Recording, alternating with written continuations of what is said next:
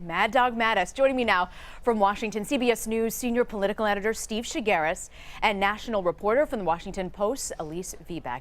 Lots to get to. Steve, I want to ask you about Mattis.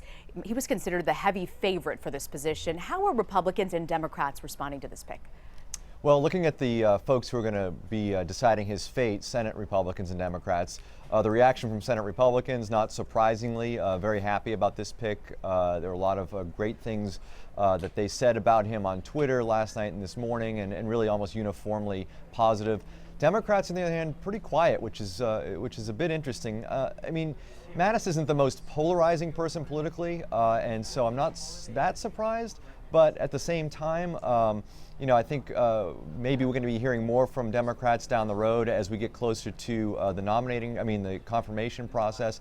Mattis has been out there fairly critical of President Obama and his efforts against ISIS, somewhat critical of the Iran deal. So wouldn't be surprised if we hear from some Democrats soon. We did hear from Senator Kirsten Gillibrand, who did say she's going to try to stand in the way of allowing him to go through this process. As we all know, there's a rule that prevents uniformed military as serving as head of the Defense Department. And speaking of that rule, Elise, he'd have to have a waiver to be confirmed, since the law requires that there has to be a break in a period of 7 years from military service to actually serving as defense secretary. He's been retired for less than 4 years. So what's this process going to look like, and is he likely to pretty much get this waiver? Yeah, I think it seems pretty likely at this point, given his wide support from Senate Republicans. This is an experienced warfighter, was head of NATO, was head of the U.S. Central Command, very popular with Republicans, and someone who I'm sure Democrats, at least some moderate Democrats, will come around to in the end. But again, we saw that statement from Kirsten Gillibrand that she's not completely in favor. Like you said, this waiver would have to come because there's a law saying that an active duty person who has been only off for 7 years cannot serve. So it'll be very interesting to see if this takes place. I think Mattis, clearly, you could tell from that Trump clip, has enormous support among Trump's base and Trump's supporters. And I think that those people are going to be putting pressure on their members of Congress, on members of the Senate, to make sure that his nomination goes through. And it's been done before. George Marshall, Secretary of State, had to get a similar waiver to be able to serve as well as Secretary. Steve, we heard from the president-elect last night on the first stop of his thank you tour. What are the topics behind these multi-city speeches Trump's giving, and why is he doing this now? Why is it so important to him? Yeah, it's interesting. Go ahead, Steve. Sorry. That's all right. I was going to say, this, as we've seen with Donald Trump, not only through his entire career, but throughout this campaign, part of this is the show and the PR aspect of everything. And I think for him, going out there to these cities over the next few weeks and standing in front of adoring crowds of thousands of people is his effort to promote his message, to promote what he calls a movement to fix this country.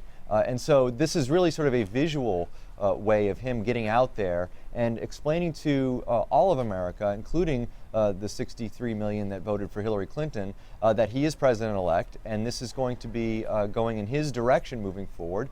And so he's doing it in a way where he's trying to show at least a positive visual message to Americans that this is what he wants to do moving forward.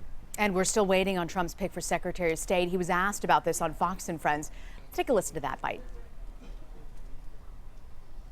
Mitt Romney, if you do pick him, what can you say to the American public? Well, he's been very gracious. And don't forget, I hit Mitt pretty hard also, before the fact. And so I understand how it all works. But he's been very, very nice. We had dinner the other night. It was great. There was actually a good chemistry. It was a really good chemistry with him and also with President Obama. There was an amazing, we were supposed to sit down for 10 minutes.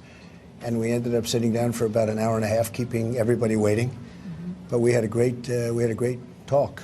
And so I don't know, but we'll see what happens. We're going to pick our Secretary of State. We have some other announcements coming up literally very soon. And people are loving our choices so far. We're going to have an amazing cabinet. Elise, we've seen a pretty stark turnaround in the relationship between Trump and Romney since the campaign. I mean, is he stringing him along, or is there something to be made of this 180 between these two former enemies? I think that's the question on everybody's mind. It's still very possible that Trump is not taking this pick seriously, although, as you could hear from that interview, he does seem fairly sincere in his interest in Mitt Romney. Again, those two have really seen their relationship warm. They were very hostile to each other on the campaign trail, Mitt Romney in particular calling Trump unfit. And he has gone out in front of the media and obviously in front of Trump to try to mend those ties. We'll see. I mean, Mitt Romney would obviously be a pick that many Republicans in the Senate would support, less controversial than perhaps some of the other candidates like a Rudy Giuliani or even a David Petraeus, who we know is also on the table. Now, we'll talk about the fourth potential candidate is Bob Corker, who's a member of the Senate, a Republican, the head of the Foreign Relations Committee. So, again, Trump is working with a pretty diverse group here, and it'll be interesting to see which way he goes. But I do think it's an open question about whether he is, like you said, stringing Mitt Romney along. And Steve, Capitol Hill colleagues of Senator Bob Corker are lobbying for him to lead the State Department. Compared to other frontrunners what do we know about Corker that makes him actually stand out in this position? Yeah, I mean, first of all, I think he could be looked at as a potential compromise pick. As Elise mentioned, there's a lot of controversy surrounding some of the other choices there. I mean, if you look at Giuliani and his business background, at least his recent business background, Petraeus with the classified info, or at least admitting that he had mishandled classified information, and Mitt Romney for political reasons why he's controversial. I think people look at Corker and say this guy could be a compromise. You hear his Republican colleagues just rave about him in the Senate. They see this guy as somebody who could sail through confirmation very easily. In fact, you even hear Democrats, even though they don't agree with him politically, say that he's a guy who not only has the knowledge and experience to do the job of Secretary of State, but also the right temperament. So Corker seems like a guy who could be the right compromise pick if that's the direction Trump wants to go. And Elise, the president-elect touted a deal yesterday. Everyone was buzzing about this. The Carrier plant in Indianapolis, it kept 1,100 jobs from being outsourced. The unemployment rate, we just learning, it hit its lowest point in 9 years this morning. So is the administration leaving the economy in good shape for the incoming president? I know it's hard to sort of pit the economy with the presidency, but how is that faring right now? Yeah, it seems like Obama is certainly leaving on a good note for the economy, and that is a huge advantage for Trump. Remember, 8 years ago, the economy was in free fall. That's what Obama had to cope with during his first months and year in office. Trump is coming in at a time when things are pretty good.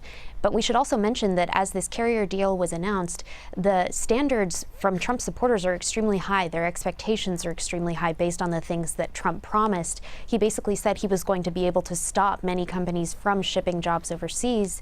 And even Carrier, we know from looking at the details of the deal, is not going to stop moving some of its jobs to Mexico. So again, things are in general in a pretty good shape when we look at the economy, but that doesn't necessarily mean that Trump is going to meet those high expectations that he set with his supporters. Okay, Elise Viebeck and Steve Chaggaris, appreciate you both for joining us.